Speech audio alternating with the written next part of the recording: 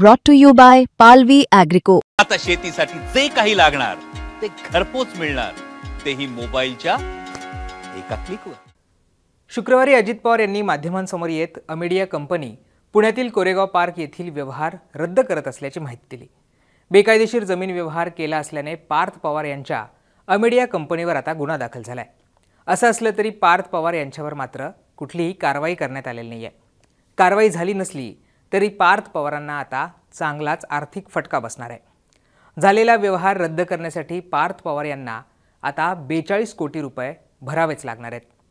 निबंधक कार्यालयाने हा व्यवहार रद्द करण्यासाठी ही अट घातली आहे। त्यामुळे पार्थ पवारांच्या अडचणी आता वाढण्याची शक्यता आहे। हे सगळं प्रकरण काय आहे पुढच्या काही मिनिटांमध्ये समजावून घेऊयात। नमस्कार, मी राहुल, मुंबई तक में तुमचं स्वागत आहे। पुण्यातील कोरेगाव पार्क येथील जमिनीचं प्रकरण गेल्या काही दिवसांपासून चांगलंच गाजतंय।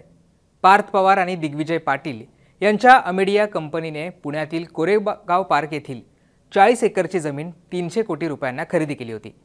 शीतल तेजवानी यांच्याकडून ही जमीन खरेदी करण्यात आली होती।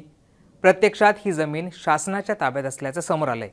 या सगळ्यामुळे खळबळ माजली होती। पार्थ पवार त्यांच्या कंपनीच्या मार्फत या ठिकाणी IT पार्क उभारणार होते। त्यामुळे त्यांना मुद्रांक शुल्कात सूट मिळाली होती। केवळ 500 रुपये इतकाच मुद्रांक शुल्क या व्यवहारात भरण्यात आला होता। परंतु आता हा व्यवहार रद्द होत असल्याने तिथे IT पार्क होणार नाहीये। त्यामुळे पार्थ पवारांना मुद्रांक शुल्कात कुठलीही सूट मिळणार नसल्याचं सहदुय्यम निबंधक कार्यालयाने स्पष्ट केलंय। हा व्यवहार रद्द करायचा असेल तर पार्थ पवार यांच्या कंपनीला तब्बल 42 कोटी रुपये हे भरावे लागणार आहेत। मुंडव्यातील जागेवरनं वाद झाल्यानंतर पार्थ पवार यांच्या कंपनीने हा व्यवहार रद्द करत असल्याचं स्पष्ट केलंय।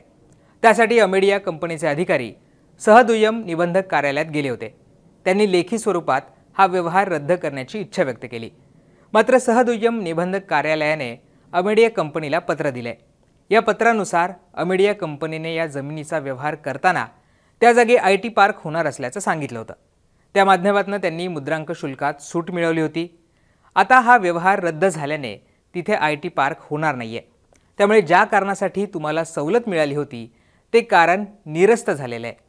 त्यामुळे पुन्हा तुम्हाला ती सवलत देता येणार नाही।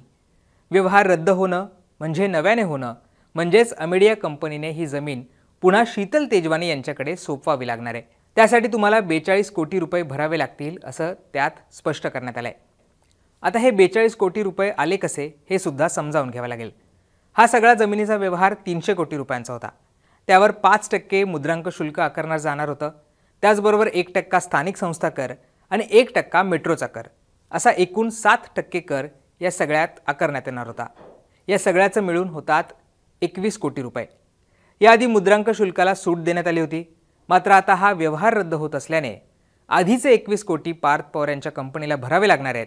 त्याचबरोबर व्यवहार रद्द होत असल्याने आता नव्याने 21 कोटी रुपये सुद्धा भरावे लागणार आहेत। त्यामुळे 42 कोटी रुपये हे पार्थ पवार यांच्या कंपनीला आता भरावे लागणार आहेत।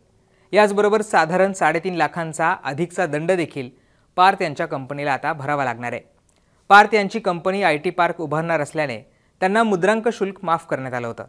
परंतु 1% स्थानिक संस्था कर आणि 1% मेट्रो कर हा भरावाच लागणार होता। हा कर देखील पार्थ यांच्या कंपनीने भरला नव्हता। त्यामुळे 1% त्यांना आता या सगळ्यावर दंड भरावा लागणार आहे।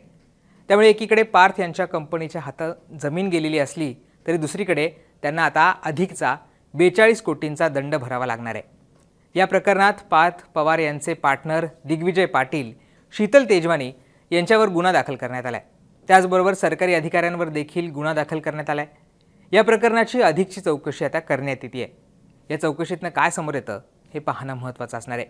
तुम्हाला या सगळ्या प्रकरणाबद्दल काय वाटतं हे मला कमेंट करून सांगायला विसरू नका आणि मुंबई तकला सबस्क्राईब केलं असेल ते सुद्धा करा। धन्यवाद।